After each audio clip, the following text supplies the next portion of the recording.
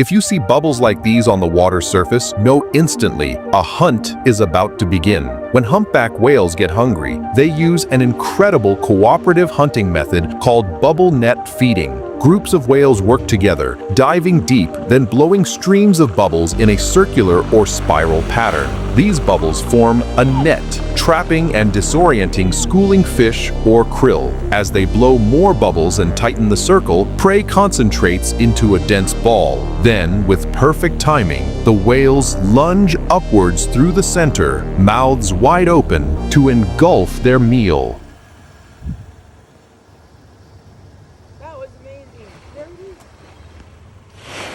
Hey!